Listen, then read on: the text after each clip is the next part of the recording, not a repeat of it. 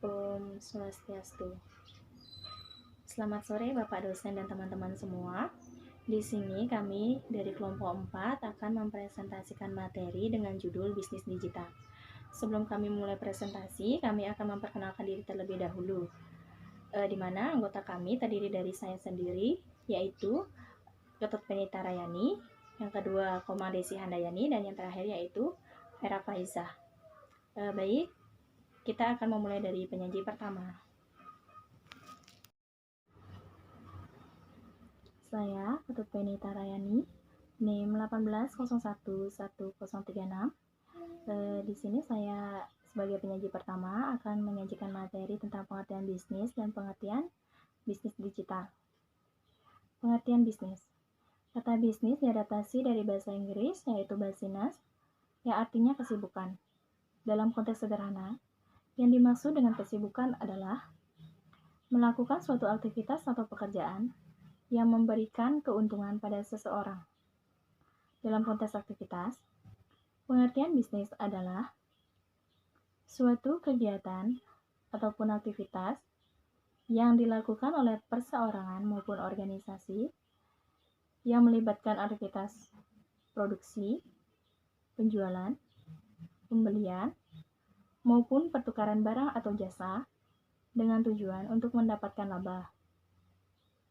Sedangkan dalam konteks entitas, pengertian bisnis adalah suatu organisasi atau badan lain yang bergerak dalam kegiatan komersial, profesional, atau industri untuk memperoleh keuntungan.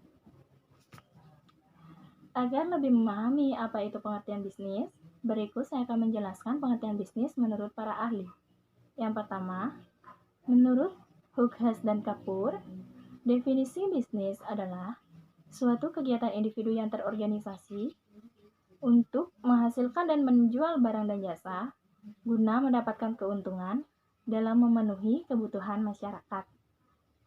Yang kedua, menurut Brown dan Pretelo, pengertian bisnis adalah lembaga yang menghasilkan barang dan jasa yang dibutuhkan oleh masyarakat, serta semua hal yang mencakup berbagai usaha yang dilakukan pemerintah maupun swasta, tidak peduli mengejar laba ataupun tidak. Yang ketiga, menurut Jeff Madura, pengertian bisnis adalah perusahaan yang menyediakan produk atau layanan yang diinginkan oleh pelanggan. Proses bisnis.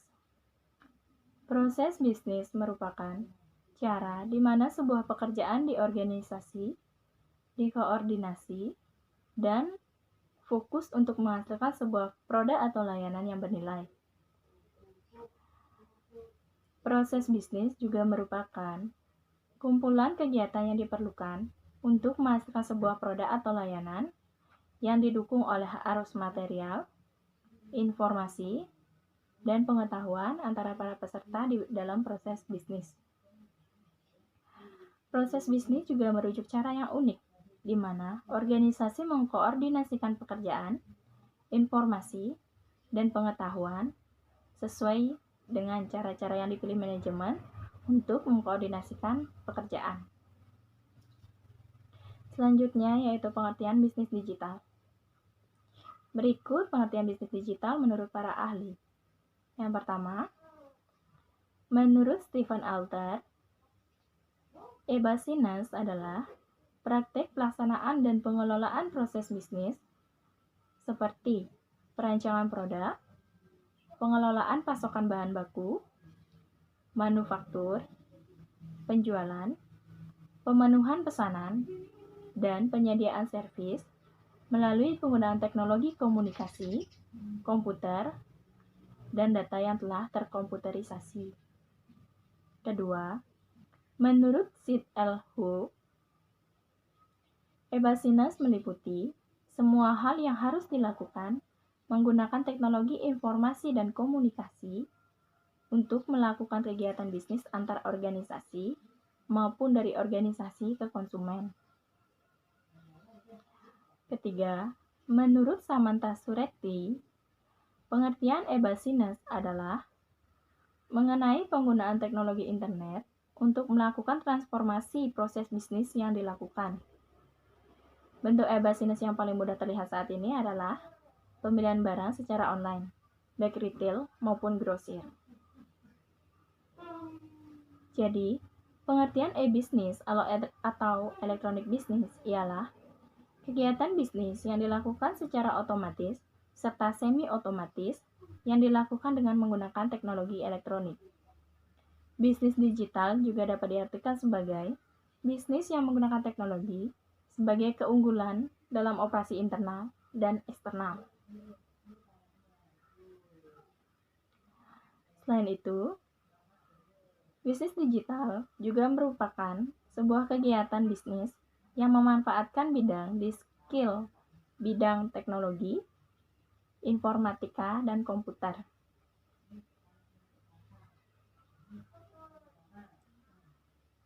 Tipe bisnis ini juga bisa diartikan sebagai sebuah pemanfaatan kecanggihan teknologi dalam mengembangkan sebuah bisnis berbasis digital. Kini, bisnis digital justru lebih luas daripada itu. Semua bisnis malah sekarang berpindah dengan basis digital untuk menggayat lebih banyak konsumen di dunia maya. Karena kita tahu sendiri, semakin lama, dunia digital dan teknologi semakin tidak terbatas dan semakin kreatif. Hal ini kemudian membuka kesempatan besar bagi para pembisnis untuk lebih lebar lagi mengepakkan sayap bisnis mereka. Karena berbeda platform, maka bisnis digital pun punya teknik pemasaran yang berbeda dengan bisnis biasanya. Ini yang kemudian dikenal dengan istilah digital marketing. Digital marketing sendiri bisa diasumsikan sebagai salah satu pemasaran bisnis digital yang terdiri dari search engine optimization, promosi di Google, promosi di media sosial, email marketing, website marketing, dan lain sebagainya, yang promosinya cenderung melalui platform. Bisnis digital memiliki 3 model.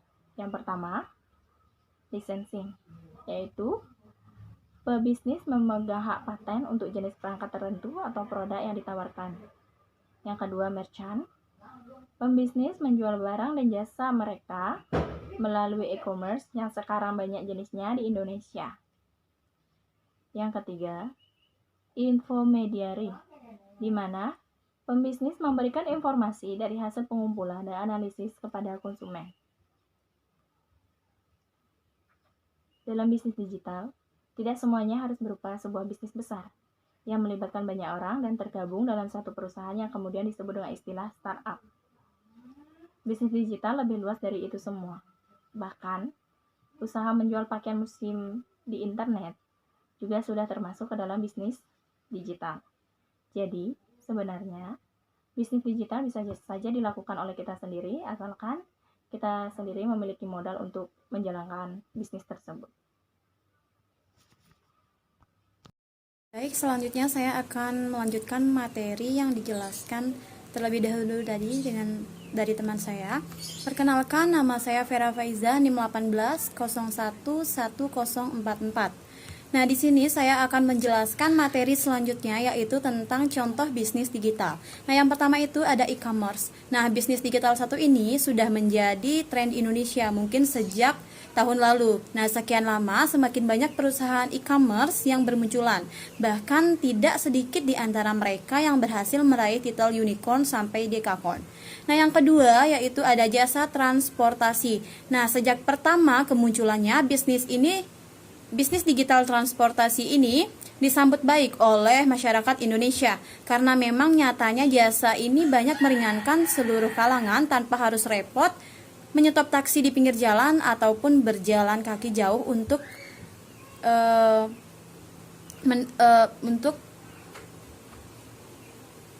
sampai ke tempat tujuan. Nah, meski pada awal kemunculannya beberapa pengendara transportasi konvensional melakukan protes besar-besaran karena kemunculan jasa ini dianggap menggerus lahan pemasukan mereka. Nah, namun pada akhirnya yang menjadi pemegang tetap perusahaan digital. Karena bagaimanapun manusia cenderung memiliki keinginan untuk memiliki kemudahan dalam mengakses apapun. Nah, selanjutnya yang ketiga yaitu ada jasa perencanaan keuangan. Dengan tujuan mulia, beberapa perusahaan termasuk Finansialku berdiri untuk memberikan kemudahan buat masyarakat Indonesia dalam mengakses literasi keuangan lebih mudah dan melakukan perencanaan keuangan yang efisien. Nah, kemunculan mereka tentu memberikan angin segar untuk peningkatan level literasi keuangan masyarakat Indonesia yang cenderung rendah dan belum merata. Nah, dengan adanya perusahaan-perusahaan ini, masyarakat diharapkan dapat memiliki sudut pandang yang benar soal keuangan. Nah, selanjutnya yang keempat ada jasa optimalisasi situs. Bisnis yang terakhir yang masih terus menjadi primadona adalah jasa optimalisasi situs. Optimalisasi situs ini terdiri dari beberapa komponen seperti konten tulisan, desain, sampai SEO yang baik. Nah, selanjutnya ada jenis-jenis model bisnis digital. Yang pertama ada brokerage atau marketplace. Nah, model bisnis ini pada intinya menghubungkan penjual dan pembeli pada suatu tempat. Nah, brokerage atau lebih modern disebut marketplace akan mendapatkan keuntungan dari biaya layanan pengguna platform, komisi penjualan maupun jasa iklan untuk penjual. Nah, model bisnis ini mengarahkan upaya bisnis untuk mengumpulkan sebanyak-banyaknya penjual dan pembeli. Contoh yang paling umum di Indonesia seperti Tokopedia, Shopee, Bukalapak, Bibli.com, dan masih banyak lagi. Nah, yang kedua yaitu ada advertising. Model bisnis ini menghubungkan para pemasang iklan dengan pemilik media. Nah, dalam digital, seringkali pemilik media juga mempunyai model bisnis advertising untuk menyediakan iklan langsung ke platformnya. Nah, model bisnis ini mendapatkan keuntungan dari persentase komisi menjual iklan atau biaya iklan jika memiliki platform media. Nah, model ini mengandalkan banyaknya pengguna yang bisa diberi iklan oleh para pemasang iklan. Contoh, perusahaan yang menggunakan model ini adalah Google dengan Google Ads, Facebook dan Instagram dengan Facebook Ads, serta beberapa marketplace seperti Shopee dan ShopeePay iklanku. Nah, yang ketiga yaitu ada intermediary. Model bisnis ini menghubungkan konsumen dengan kurasi informasi yang bersifat spesifik dan bernilai. Nah, model bisnis ini mendapatkan keuntungan dari biaya langganan atau biaya akses. Model ini mengandalkan kualitas dari kurasi informasi yang disediakan. Nah, semakin berkualitas atau bermanfaat, maka semakin mahal yang ditawarkan. Contoh perusahaan yang memakai model bisnis ini adalah Kompas dengan kompas.id dan Bloomberg dengan Bloomberg Terminal. Nah, yang keempat yaitu ada Mersan. Model ini sama seperti model bisnis yang sudah ada sebelumnya pada era digital. Nah, namun perbedaannya terletak pada pemanfaatan digital sebagai saluran distribusi dan pemasaran. Model ini biasanya mendapatkan keuntungan dari penjualan produk yang dihasilkan. Nah, yang kelima itu ada manufacture. Nah, di sini untuk memperoleh proses lebih efisien dan efektif, model bisnis ini biasanya mendapatkan keuntungan dari penjualan produk yang dibuat. Manufaktur dapat menjual produk langsung ke konsumen maupun ke jaringan distributor yang dimiliki. Nah, selanjutnya yang keenam ada affiliate. Model bisnis ini menawarkan produk yang dimiliki oleh perusahaan lain dengan keuntungan berupa presentase keuntungan jika terjadi penjualan. Nah, model bisnis ini tidak membayar komisi apapun jika tidak ada penjualan atau aksi konversi apapun yang terjadi. Nah, yang ketujuh ada community. Model bisnis ini mengandalkan komunitas yang aktif dan manajemen yang tinggi untuk menjalankan bisnisnya. Nah, cara perusahaan mendapatkan keuntungan dari model bisnis community bisa dengan biaya langganan, jasa iklan, berjualan langsung, atau yang lainnya. Nah, yang kedelapan ada subscription. Model bisnis ini membebankan biaya tertentu kepada konsumen sebagai ganti untuk menggunakan layanan yang ditawarkan. Nah, semakin banyak pengguna yang dimiliki, maka akan semakin besar penghasilan yang didapatkan. Contoh perusahaan yang menjalankan model bisnis ini adalah Netflix, Spotify, dan lainnya. Nah, yang kesembilan Yaitu yang terakhir ada utility atau on demand. Model bisnis ini membebankan biaya sesuai layanan yang digunakan. Nah, kita banyak melihat model bisnis ini semakin efektif dengan banyaknya tawaran layanan yang ditawarkan. Contoh, perusahaan yang menjalankan model bisnis ini adalah Gojek dan Grab. Nah, pada praktiknya seringkali model bisnis digital ini dipakai secara bersamaan untuk memperkuat ekosistem digital yang dimiliki. Seperti misalnya community informed diary dan subscription banyak sekali dipakai menjadi dasar model bisnis perusahaan media modern. Selain itu, model bisnis ini juga menjadi sangat adaptif dengan perkembangan agar konsumen lebih nyaman. Nah, itu saja penjelasan dari saya. Selanjutnya akan dijelaskan oleh teman saya. Terima kasih. Pengertian sistem informasi. Sistem informasi merupakan sistem yang menyediakan informasi untuk manajemen dalam mengambil keputusan dan juga untuk menjalankan operasional perusahaan. Sistem tersebut merupakan kombinasi dari orang-orang, teknologi informasi, dan prosedur-prosedur yang terorganisasi. Para ahli memiliki pendapat yang berbeda dalam menanggapi pengertian dari sistem informasi. Berikut beberapa pengertian sistem informasi menurut para ahli. Yang pertama, menurut McLeod. Pengertian sistem informasi menurut McLeod adalah suatu sistem yang memiliki kemampuan untuk mengumpulkan informasi dari semua sumber dan menggunakan berbagai media untuk menampilkan informasi. Yang kedua, menurut Erwan Arbi. Erwan Arbi berpendapat bahwa pengertian sistem informasi adalah suatu sistem dalam suatu organisasi yang mempertemukan kebutuhan pengolahan transaksi harian, bantuan, dan dukungan. Operasi sistem ini bersifat manajerial dari suatu organisasi dan membantu memfasilitasi penyediaan laporan yang diperlukan. Dan yang ketiga, menurut O'Brien.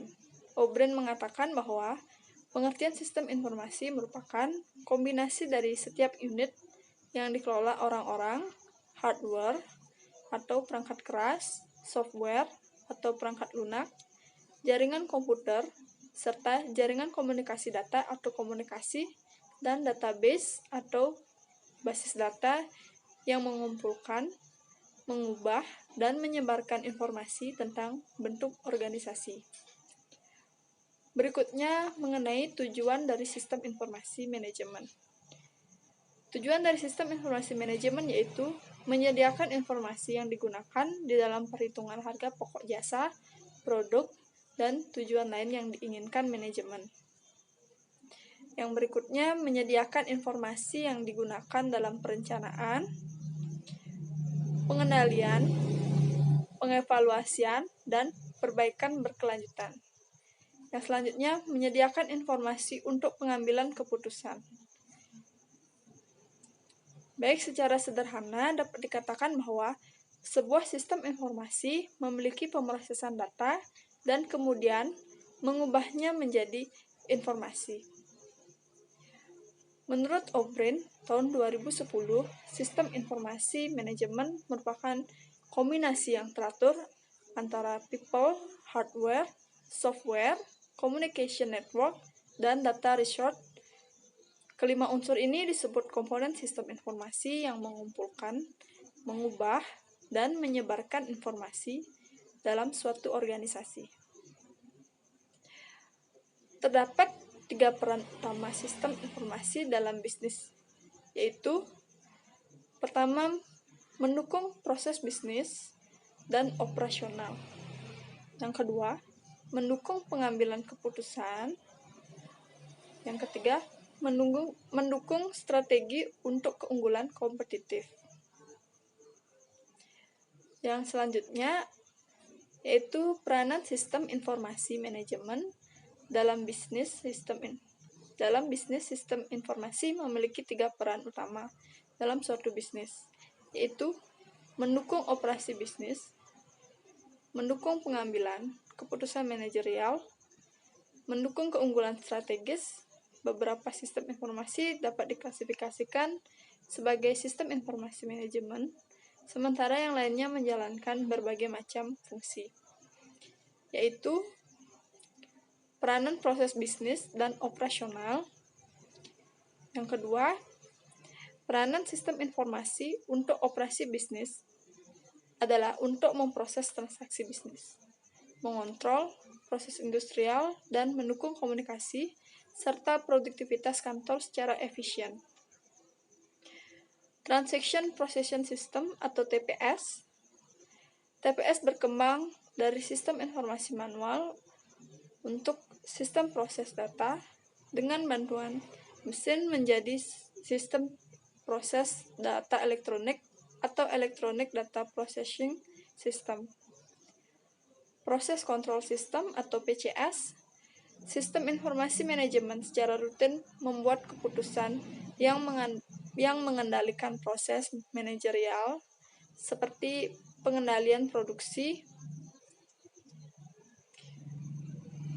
Yang selanjutnya Office Automation System atau OAS.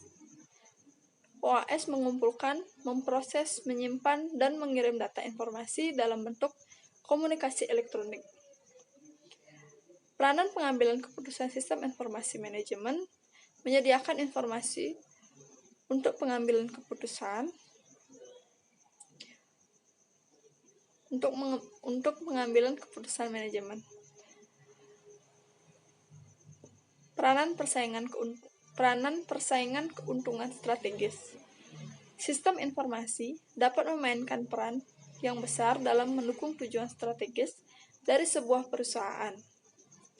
Sebuah perusahaan dapat bertahan dan sukses dalam waktu yang lama jika perusahaan itu sukses membangun strategi untuk melawan kekuatan yang berupa ancaman dari perusahaan baru, ancaman dari produk baru, maupun persaingan dari para pesaing yang berada di industri yang sama.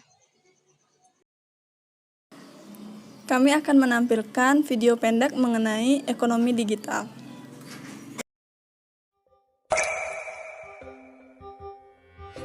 Tahun 1991, seorang bernama Tim Berners-Lee memperkenalkan istilah World Wide Web pada dunia, dan sejak situlah internet mulai mendunia.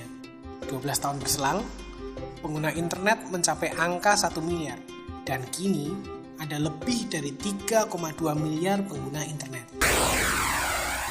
Awalnya, internet banyak digunakan hanya untuk browsing, chatting, atau email. Namun, seiring perkembangan zaman, makin banyak website, makin banyak media sosial, makin banyak pula orang manfaatin internet menjadi sarana transaksi ekonomi atau populernya disebut e-commerce. Dan e-commerce menjadi genre baru dalam dunia bisnis, bahkan menjadi penggerak ekonomi global saat ini. Situs e-commerce menjamur. Contoh terbaik adalah the phenomenon Alibaba.com asal Cina atau Amazon.com asal Amerika Serikat. Atau situs e-commerce di belahan bumi lainnya. Di Afrika ada Jumia, Namshi di Timur Tengah, Jabong di India, Lazada dan Zalora di Asia Tenggara. Di Indonesia, jumlah penduduk Indonesia yang sangat luar biasa banyak menjadi potensi yang menjanjikan sebagai pelaku ataupun pasar. Bagaimana tidak? Separuh dari 259 juta populasi Indonesia berumur kurang dari 30 tahun. Jadi tidak mengherankan bila jumlah pengguna internet Indonesia bisa semakin banyak.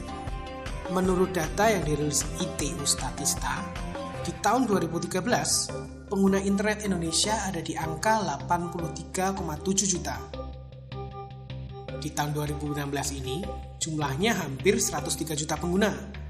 Dan dengan asumsi pertumbuhan 9,79% per tahun, pada tahun 2019, pengguna internet di Indonesia ditaksir mencapai 133,5 juta pengguna. Hal ini juga diikuti dengan pertumbuhan transaksi e-commerce. Di tahun 2011, transaksi e-commerce di Indonesia bernilai sekitar 500 juta US dollar. Dan di akhir tahun 2015 mencapai 3,56 miliar dolar Amerika Serikat. Dan di tahun 2016 ini, estimasi pertumbuhannya adalah 52%. So, nilainya hampir 4,5 miliar dolar Amerika. Sebuah nilai yang fantastis. Tapi itu adalah potensi Indonesia sebagai target marketing. Lalu, bagaimana posisi kita sebagai pemain di rumah sendiri? Situs belanja Lazada.com tercatat sebagai situs belanja paling populer, diikuti Tokopedia, OLX, dan Bukalapak. 2015 adalah tahun yang hebat untuk perusahaan rintisan online atau sering disebut startup di Indonesia. Sedikitnya ada 70 aliran investasi yang diumumkan secara terbuka. Itu belum termasuk yang tertutup. Menurut Daily Social Startup Report 2015, startup terbaik di tahun 2015 adalah Gojek, sebuah aplikasi transportasi online di kota-kota besar Indonesia. Diikuti idntimes.com, portal berita online, dan aplikasi e-commerce Kudo menyusul di peringkat ketiga. Pemerintah harus menunjukkan langkah-langkah yang progresif dalam mendukung dunia bisnis digital ini. Penyediaan sumber daya pendukung, jaringan modal, ataupun pendampingan untuk startup, dan yang paling penting, pembenahan regulasi. Keributan yang terjadi seputar moda transportasi konvensional versus yang berbasis aplikasi adalah contoh nyata bagaimana pemerintah lamban dalam merespon perkembangan skema digital dengan regulasi yang pas. Ini menunjukkan Kemenkominfo belum benar-benar siap menciptakan regulasi yang progresif untuk menopang lepas landasnya ekonomi digital.